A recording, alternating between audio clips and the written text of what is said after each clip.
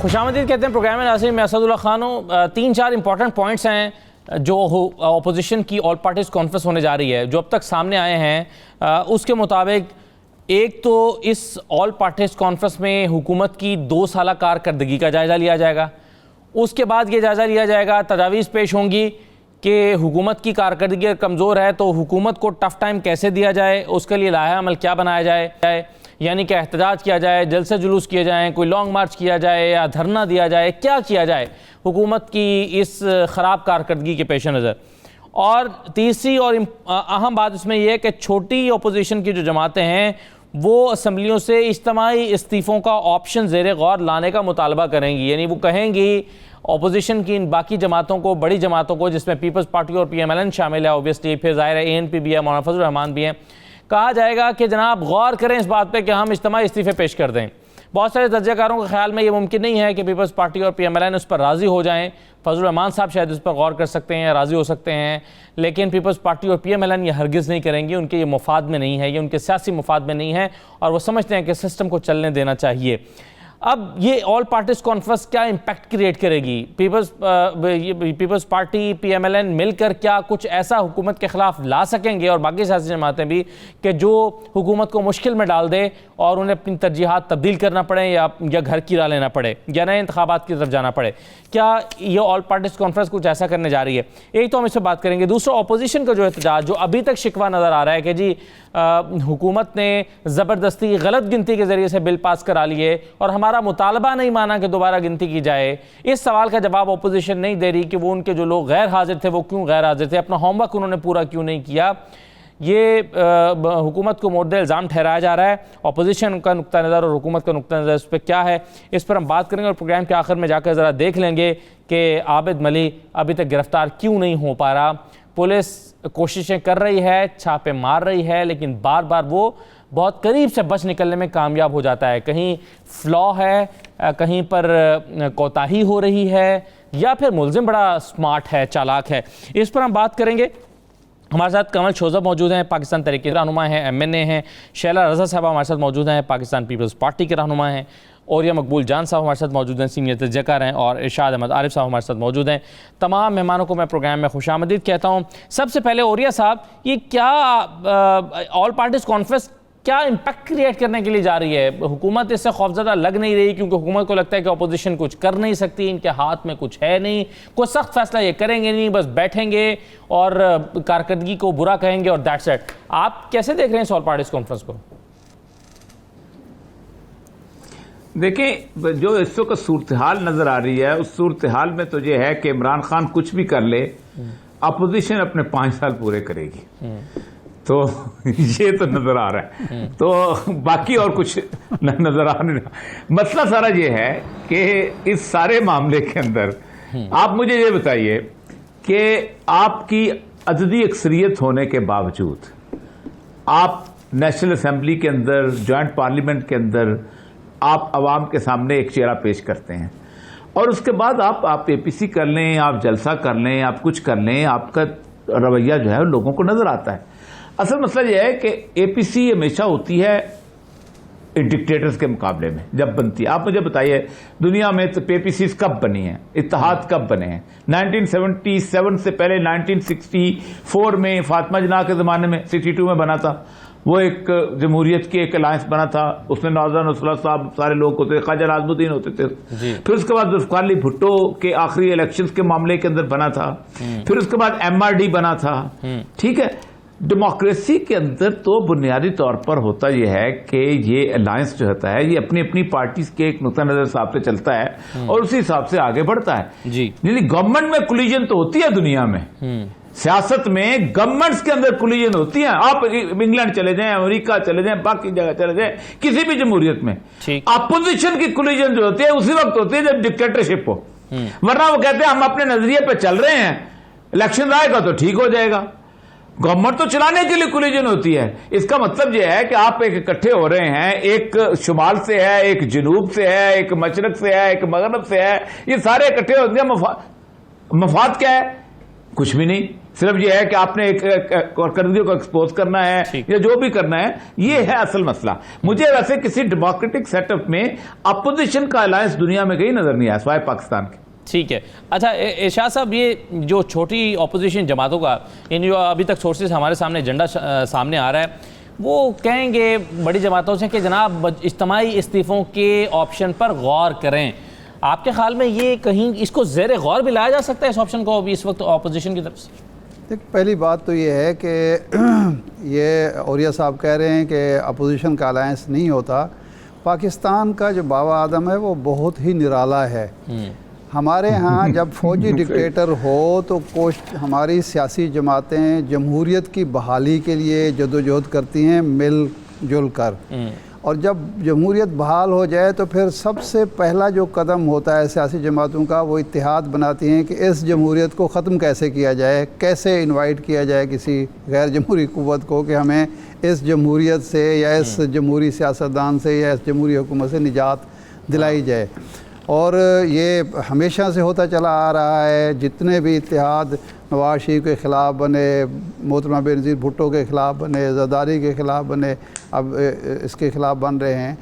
अब तो ये पहली दफ़ा ये हो रहा है कि कोई MRD टाइप ARD टाइप इत्तेहाद नहीं बना। अभी सियासी जमातें जो हैं वो सिर्फ APC पर उस वक्त का इंतज़ार करें जब ये इत्तेहाद बनेगा और ये 1 पॉइंट एजेंडा होगा कि जी कोई आए और हमें इमरान खान से या मौजूदा हुकूमत से निजात दिलाए।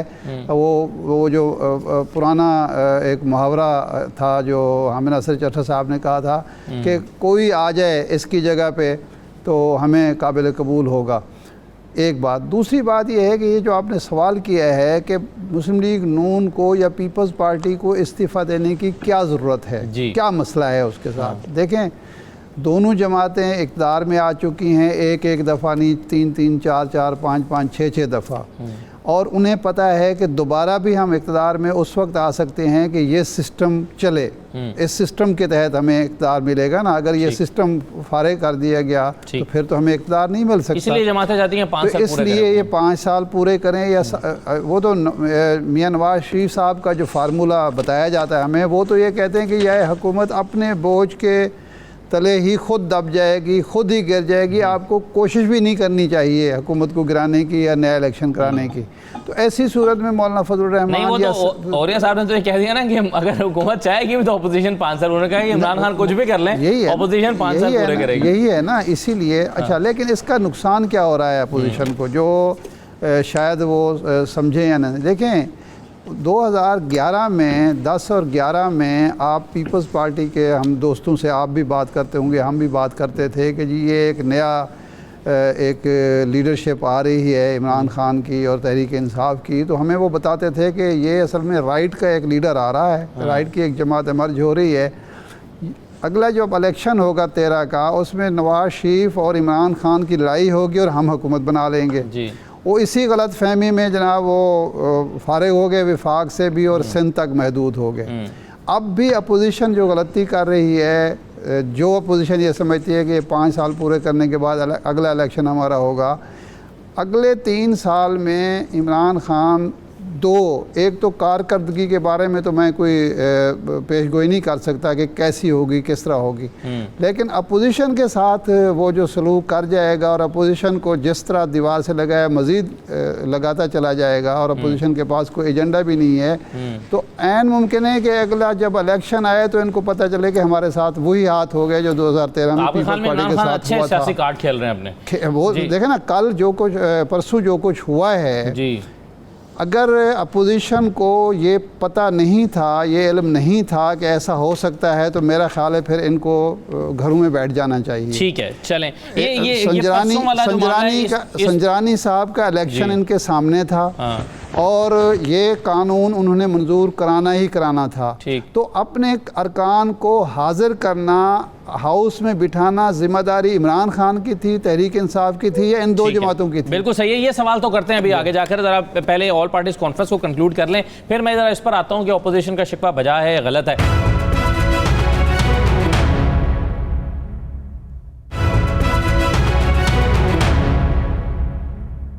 शोधा साहबा, क्या इस ऑल पार्टीज कॉन्फ्रेंस को हुकूमत किस तरह से देख रही है?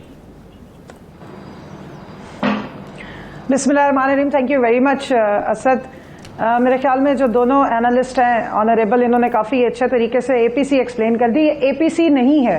एपीसी की ना ये स्पिरिट होती है, ना डेमोक्रेटिक जब जमातें असेंबलियों में बैठी होती हैं तो वो एपीसी खेलती हैं। ये कोई गुड्डे गुड़िया का खेल है रोजाना आओ जी घर घर खेलें, आओ जी शादी शादी खेलें। एपीसी का मतलब होता है all parties conference. All parties conference में तमाम पार्टीज को ये बुला रही है। हुकूमती जमात जो है वो क्या पार्टी नहीं है? इस वक्त सबसे बड़ी पार्टी है जो लीडिंग रोल में है। और जब कोई आपको प्रॉब्लम होती है जो नेशनल कॉज होता है, और ज्यादातर जमातें जब असेंबलियों से बाहर होती हैं उस वक्त ये एपीसी बुलाई जाती है। ये ऑल अपोजिशन पार्टी कॉन्फ्रेंस है। इसका एजेंडा एक ही, अपनी करप्शन बचाओ और हुकूमत को भगाओ, बस। और ये डे 1 से चल रही है। ये खान साहब ने जब वजीर आजम का ओथ लेना था उस वक्त से इन्होंने ये नैरेटिव क्रिएट किया है, हुकूमत फेल होगी, हुकूमत को गिरा दो।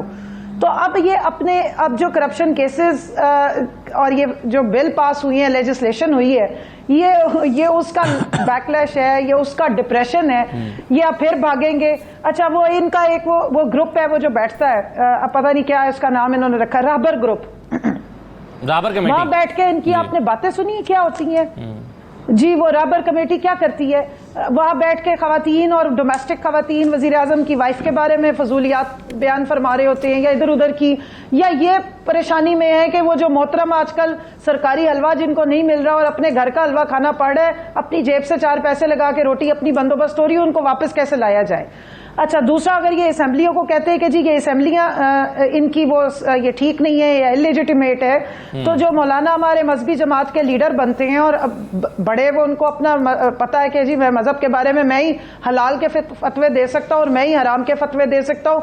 मैं बता सकता हूँ कि कौन सा जो है वो यहूदी लॉबी के साथ खड़ा है, और मैं ही बता सकता हूँ कि कौन मुहिब्बे वतन है या नहीं है। उन मोहतरम ने इसी पार्लियामेंट से सदर का इलेक्शन लड़ने के लिए नाम दिया हुआ था। तो आपका जब दाव ना लगे तो तब सब कुछ हराम हो जाता है, जब आपका दाव लग जाए तो वो हलाल हो जाता है। इसलिए अब अवाम के सामने ये बहुत अच्छी तरह एक्सपोज हो गए हैं।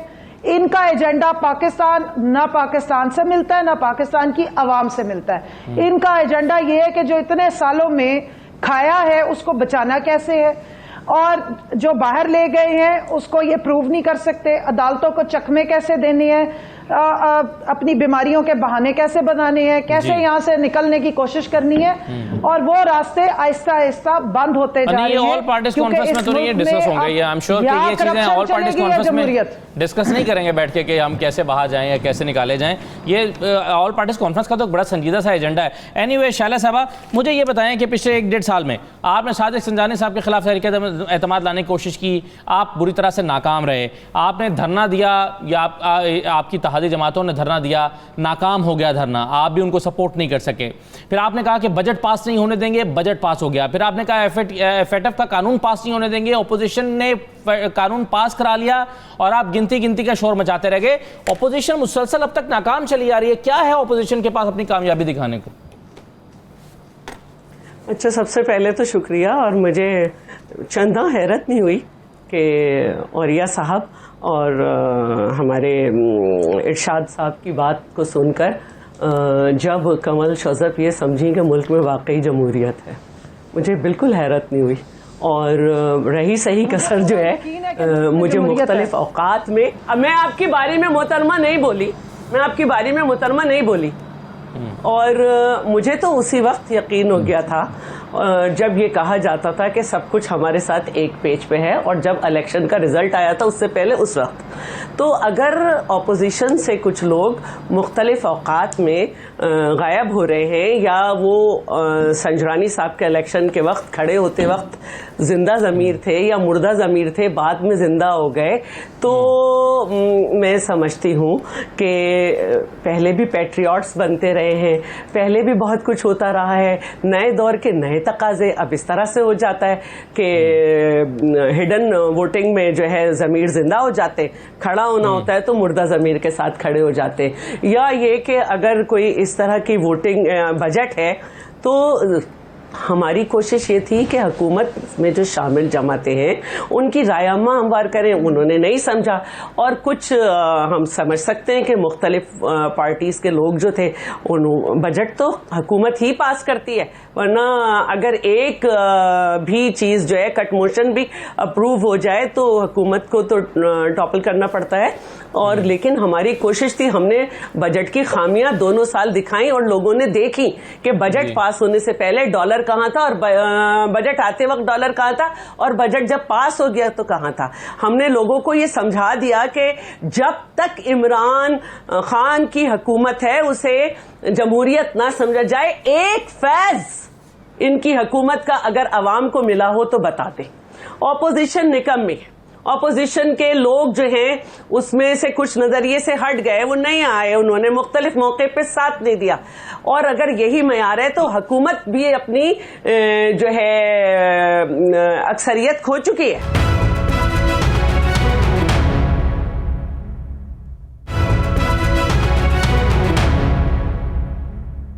दोबारा खुशामदीद कहते हैं। औरिया साहब, कुछ डेवलपमेंट्स हुई हैं। बिलावल साहब ने फ़ोन किया नवाज शरीफ साहब को, उन्होंने कहा कि जनाब आप खुद शिरकत करें ऑल पार्टीज़ कॉन्फ्रेंस में, बजरिया वीडियो लिंक आ जाएं। पहले खबरें थी कि मरीम साहबा जाएंगी, फिर ये खबरें आई कि मरीम साहबा नहीं, शहबाज शरीफ साहब जाएंगे अपने कुछ साथियों के साथ। अगरचे दोनों भी जा सकते थे इकट्ठे, इसमें कोई हर्ज नहीं था, लेकिन बहरहाल दोनों में से किसी एक ही के आने का इम्कान है। और बिलावल साहब ने फिर एक और इंटरेस्टिंग नहीं बड़े अहम स्टेटमेंट दी है। वो कह रहे हैं कि नून लीग और पीपल्स पार्टी मिलकर मिसाक जमहूरियत को आगे लेकर जाएंगे। तो मिसाक जमहूरियत जो है वो एक मरतबा फिर जिक्र इसका हो गया, सर चर्चे शुरू हो गए हैं। ये कितनी बड़ी डेवलपमेंट है आपके ख्याल में? नहीं, मेरा ख्याल है शायद बिलावल साहब जो हैं वो नवाज शरीफ साहब को देखना चाहते हैं कि क्या वाकई वो किसी एग्रीमेंट के अंदर हैं या नहीं है। क्योंकि अगर तो एग्रीमेंट के अंदर नहीं हुए तो फिर तो वीडियो लिंक में आना उनको कोई मसला नहीं होगा, फिर तो पता चल जाएगा। एक बात तो ये मेरे ख्याल उन्होंने एक किस्म की तुरफ की चाल चली है। अच्छा, अभी थोड़ी देर पहले हमारे हवाले से कोई बात जब चली थी तो मैं एक बात अर्ज करूँ, छोटी सी, बड़ी बहुत दबाना अर्ज है जी, कि जिस पार्टी की अक्सरियत होती है ना, उसी पार्टी को असल में बेसिकली कोई कानून जब पास होता है ना, उसी की जिम्मेदारी होती है। अब शैला रजा साहब ने कहा जी 180 दिन के लिए अंदर करने का इख्तियार दे दिया गया है। 227 अरकान हैं इस वक्त अपोजिशन के पास पूरे पार्लियामेंट में, और 217 के जो हैं अरकान है उसके अंदर। अगर इनके लोग गायब हुए हैं तो ये मेरे ऊपर अगर 180 दिन का कोड़ा बरसा है तो उसके ऊपर ये पूरे के पूरे जिम्मेदार हैं और इनको जिम्मेदारी लेनी चाहिए। एक बात तो ये है। दूसरी बात यह है कि अगर लोगों के अपने नजरियात अलहदा हो जाते हैं तो कल सुबह असेंबली में एक करारदाद पास करें कि हम डिफेक्शन क्लॉज खत्म करते हैं।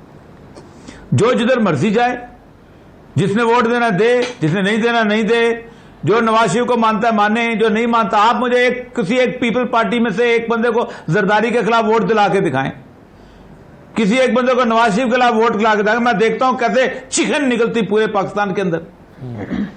डिफेक्शन क्लॉज सिर्फ इन तरह की एक्टिविटीज के अंदर रह गई है कि वो नहीं है, जो अपने अपने नजरियात हैं। तो एक छोटी सी मुझे हल्का समय में तालिब इल्म कैसे समझा दें, या तो डिफेक्शन क्लॉज खत्म कर लें, जिसको चाहे वोट दें, बिस्मिल्लाह, बहुत अच्छी बात है, खुला मैदान, जब चाहे पार्टी छोड़ दें, ठीक। या फिर मुझे बता दें कि आप 227 लोगों के होते हुए 217 वाले जो हैं वो कैसे पास करा के ले गए। और हम तो उसी को कहेंगे कि हमें तो तोहफे में आपने दिया है, हम तो गवर्नमेंट पे इल्जाम नहीं लगा सकते। 180 वाला जिसके पास अक्सरियत थी वो भाग गई, हमें ये कानून तोहफे में मिल गया। आप अपने आप को कोई जेब ही नहीं देता इस कानून के खिलाफ गुफ्तगू करना। बिल्कुल सही है। अच्छा, अब ये वैसे एक मैं वजाहत कर दूं, मेरा ख्याल है आप थोड़ा सा वो दोबारा वो देखें, ये 223 और 221 का 2 वोटों का फ़र्क था इसमें मुश्तरका इजलास में। ये अच्छा। जो फ़र्क है ये 10 अच्छा। वोटों का नहीं है, 2 वोटों का फ़र्क था। तो वो रात जनाब शाहिद खाकान अब्बासी तो जस्टिफाई कर रहे थे अपने मेंबरान को, जी कोई बीमार था, किसी को इतला नहीं मिली थी, कोई दूर था, तो इस वजह से वो नहीं आ सके। वो ये नहीं मान रहे थे कि जनाब वो किसी पर कुछ दबाव पड़ा है या किसी को रोका गया है या किसी ने अपनी वफादारी। वो जो एक साल पहले सादिक सिंजानी साहब वाला वोट ऑफ नो कॉन्फिडेंस वाला मामला था, उस पर तो कहा गया था अपोजिशन की तरफ से कि हम निकालेंगे, ढूंढेंगे उन बंदों को जिन्होंने हमारे खिलाफ वोट किया, और 15 लोग थे। उनमें से किसी एक का भी आज तक पता नहीं लगाया गया, नहीं लगाया जा सका, या नहीं लगाना ही मुफाद में था? यही वो सियासी जमात ये भुट्टो साहब, उसके बाद मोहतरमा बेनज़ीर भुट्टो, आसिफ ज़रदारी साहब, नवाज शरीफ साहब, नवाज शरीफ का बाकी खाना, इन्होंने अपनी पार्टियों को सियासी जमहूरी पार्टी बनाने की कभी कोई कोशिश की है? तैयूब निज़ामी साहब सेक्रेटरी नशर व इशाअत रहे हैं पीपल्स पार्टी के। उन्होंने अपनी किताब में लिखा है कि मैंने मोहतरमा बेनज़ीर भुट्टो से कहा कि जी आप, भुट्टो साहब ये काम नहीं कर सके, इक़्तिदार में आ गए थे, बाद में वो जो कुछ हुआ, आप ये काम करें कि पार्टी को मुनज़्ज़म करें, पार्टी का जो है एक मजबूत पार्टी के तौर पर वजूद में लाएं, ताकि ये जो कबाहतें हैं, जमहूरियत उस वक्त मजबूत होगी जब पार्टी मजबूत होगी। तो मोहतरमा ने कहा बड़ी ज़बरदस्त बात है। कहते मैं अगली दफ़ा जब मिला तो उन्होंने कहा कि देखें अगर पार्टी मजबूत होगी तो फिर हमारे लिए मसाइल पैदा हो जाएंगे, हमारी जो क़यादत है उसके लिए मसाइल पैदा होंगे। ये लिखा हुआ है, छपा हुआ है। तो असल में किसी पार्टी ने, किसी लीडरशिप ने अपनी पार्टी को मजबूत नहीं किया, उसूलों की बुनियाद पर खड़ा ही नहीं किया, इसलिए इनको कंप्रोमाइज़ करना पड़ता है। यानी हम ये बात तो कहते हैं कि फ़लाँ मेंबर जो था वो कंप्रोमाइज़ कर गया, लेकिन जब पार्टियां कंप्रोमाइज़ कर रही हूँ, पार्टी की लीडरशिप कंप्रोमाइज़ कर रहा हूँ, ये बात मैं बिल्कुल औरिया साहब से इत्तेफाक करता हूँ कि बिलावल की ये इंटेलिजेंट मूव है, बिलावल भुट्टो ज़रदारी की।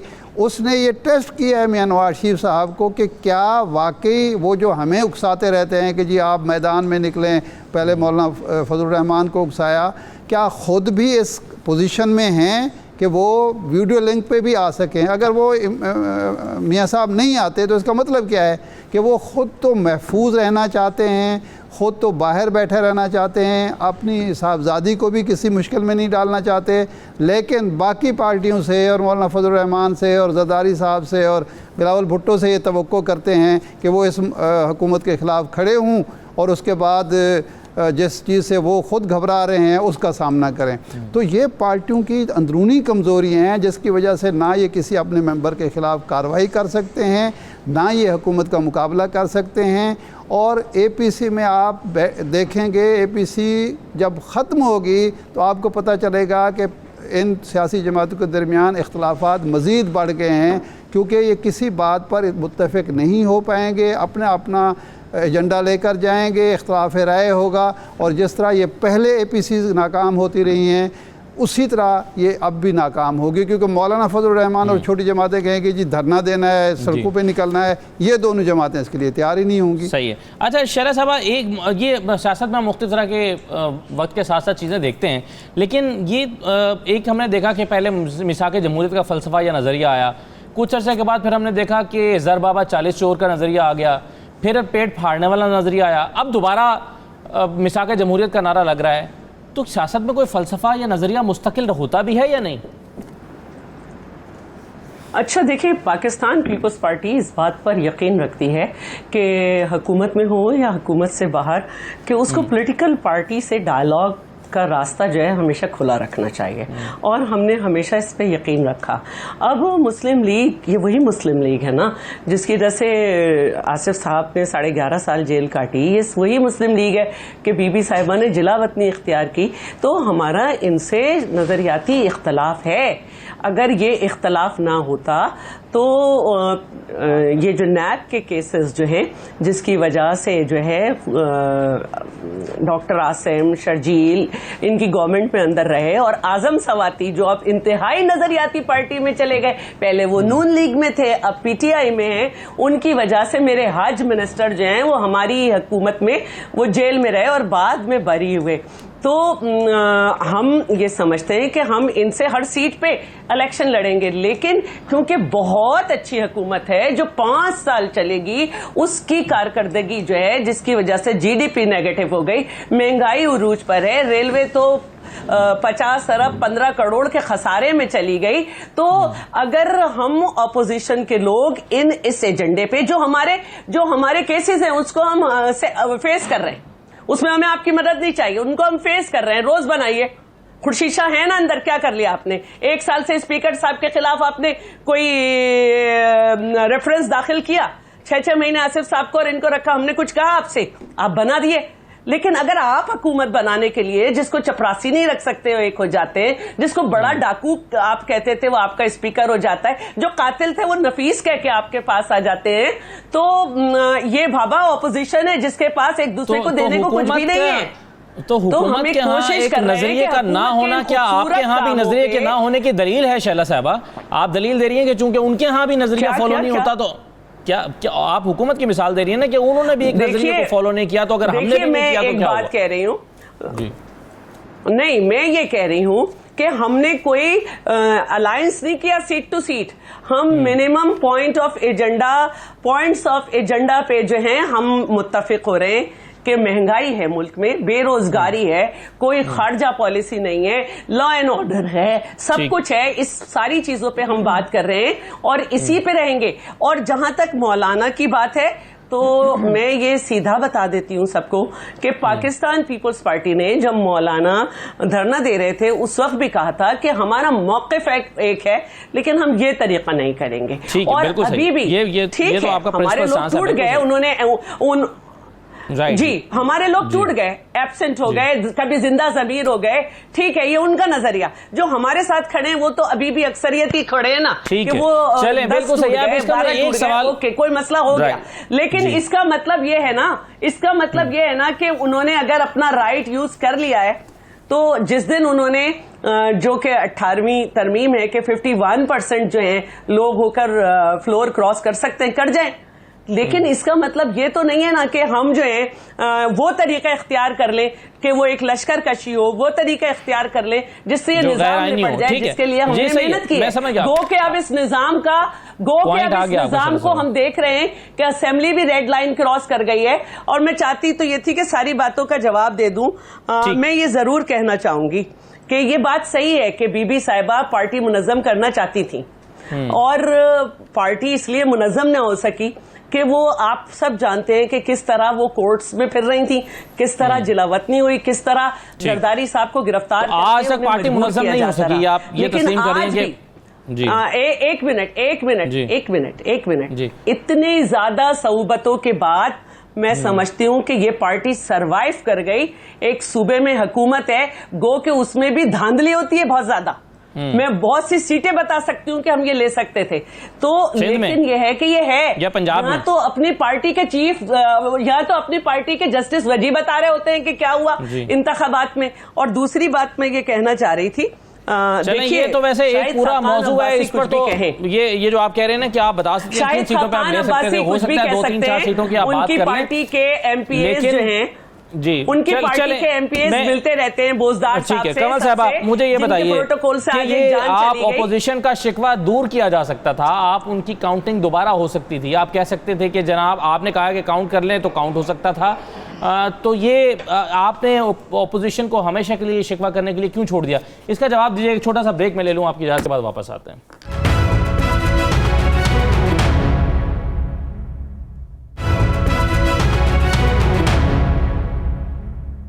कमल साहब सवाल छोड़ गया था मैं आपको ब्रेक पर जाने से पहले, ये आप या तो लोगों को ऑपोजिशन के लोगों को साथ में ला लेते हैं, उनका ज़मीर जगा देते हैं, या फिर आप जो है वो हुकूमत की बात नहीं ऑपोजिशन की बात नहीं मानते और काउंटिंग दोबारा नहीं करते। जो शिकवा है ऑपोजिशन को और आज भी शिकवा होता रहा है, ये क्यों करते हैं आप? देखिए असद, मैंने उनकी पूरी तकरीर सुन ली, अब उम्मीद है मुझे टाइम मिलेगा जवाब देने का। जी, पहली बात तो ये कि जब इस तरह की वोटिंग होती है ना तो पर्ची पे नहीं होती है। इंसान जितने भी जमातों में मौजूद हैं वो खड़े होकर अपना वोट बताते हैं, जिन्होंने देना होता है वो खड़े हो जाते हैं, जिन्होंने नहीं देना होता वो बैठ जाते हैं। तो अल्लाह का शुक्र है पार्लियामेंट में अभी तक हमारे कोई भी जिन मेंबरान नहीं है जो उस वक्त गायब थे और उनकी काउंटिंग हो गई और अचानक से जो है वो जब काउंटिंग होगी तो वो वहां से गायब हो गए। फिर जितने मेंबरान थे आंखों के सामने सबके सामने मौजूद थे। इसलिए ये जो इनकी एक एक्सरसाइज, और बजट में भी बिलावल ने काफी कोशिश की थी उठक बैठकें कराने की, लेकिन उठक बैठक कराने से जो ना वोट नहीं चेंज होते, ना आदात चेंज होते हैं। और मैं समझती हूँ कि बहुत सारे जो मुहिब वतन पाकिस्तानी अपोजिशन सीटों पर बैठे हैं उनका ज़मीर जाग गया है कि ये फैमिली लिमिटेड जमहूरियत से वो जान छुड़ाना चाहते हैं। ये जो दो फैमिलीज ने जिन्होंने अपनी पार्टीज को इसलिए वीक रखा ताकि इनके बच्चे और इनके औलाद शरीफ और औलाद जरदारी आगे लोगों के सिरों पे सवार रह सके, उनसे लोग आवाजार हो गए। और जब एजेंडा पाकिस्तान के अगेंस्ट होगा और इनकी अपनी करप्शन बचाने पे होगा तो लोगों ने जाहिर है फिर इसी तरह जाना है। जहां तक फैटफ की मैं थोड़ा सा एक्सप्लेन भी कर दूं, 2010 में ये आमला ड्राफ्ट हुआ था, आज तक क्यों नहीं इसको इन्होंने अप्रूव कराया? और फैटफ की इन्होंने सिग्नेटरी है पाकिस्तान बहुत सारे और ममालिक की तरह, और खुद मैंडेटरी हम साइन करके आए हुए कि हम यहाँ पे टेरर फाइनेंसिंग नहीं होने देंगे, यहाँ मनी लॉन्ड्रिंग नहीं होगी। लेकिन अल्लाह का शुक्र है ये इस किस्म के हुक्मरान थे जिन्होंने पाकिस्तान को जन्नत बनाया बेनामी अकाउंट्स पे, बेनामी जायदादों पे, चाहे कुल्फी फालूदे वाले के अकाउंट्स हों, चाहे अयान अली साहिबा के अकाउंट्स हों, चाहे पापड़ और चीनी वालों के अकाउंट्स हों। तो फिर कैसे मनी लॉन्ड्रिंग एक्ट यहाँ पास हो सकता था? अल्लाह का शुक्र है कि अब हो गया पास। तो अब आपको अंदाजा हो ही रहा है कि कितनी एग्नी का शिकार है हमारी अपोजिशन। अब एपीसी चालू हो जाएगी। दूसरी बात जो इससे पहले एक आप लोग डिबेट कर रहे थे कि आपने मेरे से सवाल किया पहले कि जी आप इनको साथ आप मिला लेते, साथ नहीं मिलाया। जो हुआ है आपके सामने हुआ, 190 इनके मेंबरान निकले, 200 हमारे निकले, और इस तरीके से पाकिस्तान की जीत हुई और इस अपोजिशन ऑफ पाकिस्तान की हार हुई। अब बात हो रही थी मिसाके जमहूरियत की। मिसाके जमहूरियत नहीं है, मिसाके करप्शन है, मिसाके मुकमुका है जो पहले भी होता रहा। और एक बात का तो इन्होंने आज इकरार कर दिया शैला साहिबा ने कि केसेस इन दोनों ने एक दूसरे पे खुद बनाए थे, करप्शन के केसेस। मैं याद कराती चलूं, चौधरी निसार साहब ने 2015 में एक बहुत जबरदस्त किस्म की प्रेस कॉन्फ्रेंस की थी और ये थब्बा फाइलों का रख के उन्होंने खुर्शीद शाह साहब के चट्टे खट्टे खोले थे। आज खुर्शीद शाह साहब अगर अंदर हैं तो चौधरी निसार साहब और PMLN की मेहरबानी है। इसी तरीके से इन्होंने की कॉन्फ्रेंसेस जिसमें वो मौलवी एक सेकेंड मौलवी नवाज शरीफ नवाज शरीफ चौधरी निसार साहब ने एक और भी प्रेस कॉन्फ्रेंस की थी जिसमें उन्होंने बताया था कि मशकूक किस्म की ट्रांजैक्शंस हुई हैं, जाली अकाउंट्स पाए गए हैं, इस पे इन्वेस्टिगेशन होगी। उसके बाद वो फिर दबा दी गई थी। वो फिर अब तो बहुत सारे जाली अकाउंट फालूदे पापड़ से आगे चली गई है बात। जिस अब तो फालूदे पापड़ से आगे चली गई है, इटालियन डिशेस आ गई है। इस मोहतरमा को थोड़ा ठंडा पानी पिलवाए ना, हिस्टेरिया के अटैक हो जाते हैं। पानी मेरे पास है, आपके पास दलाइल नहीं है। पे ये बात कर रही हैं, आपके पास दलाइल नहीं है। हम बुलाएंगे इंशाल्लाह और सिंध की कारकर्दगी पे एपीसी बुलाएंगे। वहां पर 12 सालों से नाअहलों की, करप्टों की, बदकुमाशों की जमात मुसल्लत है जिनको निकालना बहुत जरूरी है। सही है, चलें एक और चीज की तरफ। 1400 अरब रुपया खा गए हैं। अच्छा, शाह साहब कमेंट ले लें, फिर मैं एक और इशू पर जरा थोड़ी सी बात करना चाहता हूँ। जो एपीसी के हवाले से बात हो रही है, एपीसी के हवाले से बात हो रही है, मेरे पास इंफॉर्मेशन ये है, आया करे टॉक शो में। मेरे पास इंफॉर्मेशन ये है कि मैं आराम से हूँ, आप अपना बीपी चेक करें। बिल भी पास हो गया, बिल बिला रहे हैं। अच्छा एक मिनट, मेरी बात जरा सुन लें जी। मैंने तो किसी के उसमें नहीं। जी शाह साहब, मियां नवाज शरीफ साहब 2-3 दिन से हसन नवाज साहब के दफ्तर में जाकर मीटिंग्स कर रहे हैं, जिसमें वहाँ जो लीडरशिप मौजूद है मुस्लिम लीग नून की वो शरीक होती है। और आज इत्तला ये है कि पाकिस्तान से भी कोई साहब वहाँ पहुँचे हैं, शायद वो सहाफ़ती बैकग्राउंड हो उनका या सियासी बैकग्राउंड हो। और मशवरा ये हो रहा है कि मियां नवाज शरीफ साहब को इसमें लिंक के ज़रिए, वीडियो लिंक के ज़रिए इस एपीसी में शिरकत करनी चाहिए या नहीं करनी चाहिए। और दूसरा मशवरा ये हो रहा है कि जो वारंट जारी हुए हैं थ्रू हाई कमीशन, उस पर मियां साहब को क्या रिस्पॉन्ड करना चाहिए, क्या कोई प्रेस कॉन्फ्रेंस करनी चाहिए या नहीं करनी चाहिए।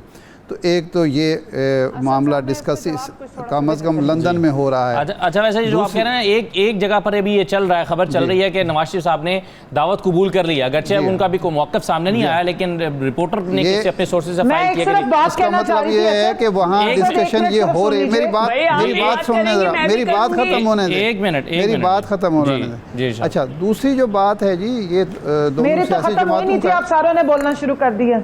नहीं, मेरा तो ख्याल था कि आपकी बात खत्म होगी और शैला साहबा उस पर चलें आप इरशाद मुकम्मल कर लेना फिर। अच्छा, दूसरी बात ये है, अच्छा बात तो देखें हमेशा चलती रहती है, ख़त्म नहीं होती है, लेकिन ये अभी इरशाद साहब की बात दूसरी बात ये है कि इस वक्त जो सूरत हाल है मुल्क की और सियासी पार्टियों की, बात यह है कि अगर नैब कवानीन पर जो तरामीम अपोजिशन ने पेश की थी, अगर वो उसको किसी माकूल तरीके से पेश करती हैं और वो तरामीम पेश करती हैं जो ज़रूरी हैं, जिस पर जो हुक्मरान जमात है वो भी तैयार होती और मीडिया और अवाम भी मुतमईन होते कि ये सिर्फ नैब उन कवानीन को ख़त्म किया जा रहा है जो इंतकामी हैं या जिनका अपोजिशन निशाना बन रही है। लेकिन जिस तरह की तरामीम पेश की गई, उसके बाद हुकूमत के हाथ एक हथियार आ गया है कि ये हमें अपोजिशन ब्लैकमेल कर रही है।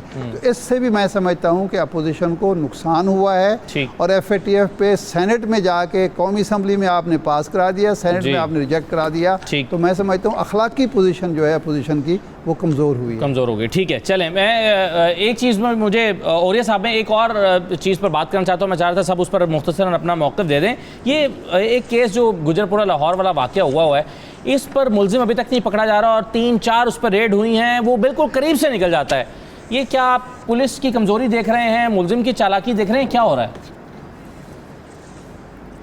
देखिए, ये तो बहुत शदीद किस्म की नाअहली नज़र आ रही है। दो वाक़यात ऐसे हैं जहाँ से वो पुलिस के करीब से निकला है।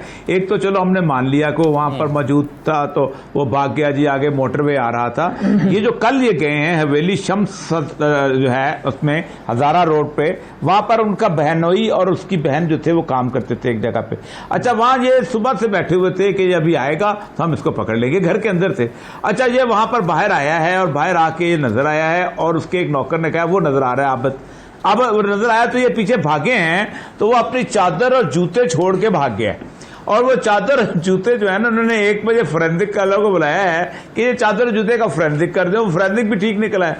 अब मसला मुझे ये बताइए कि एक तो ये, अच्छा दूसरा वो जब वहां गए हैं उस जगह पे तो पहले रेड के ऊपर, तो वो उन्होंने पूछा है कि हमने जाके यहाँ एक टावर लगाना है, हमें बताएं आबद का घर कहाँ है। अब ये पुलिस कर रही है, कमाल की बात देखें। अब उन्होंने वो जिस वक्त ये पूछ रहे थे तो आप बीच में से गुजर के अपने घर गुजरा नहीं, स्क्रिप्ट नहीं, नाअहली है भाई। अच्छा, अब उसके सबसे बड़ी बात यह है कि इस वक्त डिस्कशन हो रही थी कि तस्वीर ये वो, ओ भाई तस्वीर तो उसको उसकी मूवमेंट रिस्ट्रिक्ट करती है, वो बाहर निकल नहीं सकता, लोग उसको पहचान लेते हैं। तस्वीर का तो इशू ही नहीं है इस वक्त। इशू तो बुनियादी तौर पर यह है कि आप कहां पर खड़े हैं। अब ये अगर लेवल आ गया है कि आपको पहले पता है आप बंदे का, और इसमें आप क्रेडिट देखें उनका कि उन्होंने 16 घंटे के अंदर उन्होंने बंदे को पकड़ लिया। और सबसे अहम बात यह है कि उसने अपना डॉक्टर साहब ने अपने तौर पे डाटा बैंक बनाया था। जी डॉक्टर साहब डाटा नहीं बनाया था। वो सही है सर, वो उन्होंने 72 घंटे में किया, लेकिन देखें कि फॉरेंसिक साइंस एजेंसी का जो क्रेडिट है वो पुलिस ने वसूल किया। उसने कहा देखें जी हमने 72 घंटे के अंदर मुलजिम तक पहुंच गए हैं,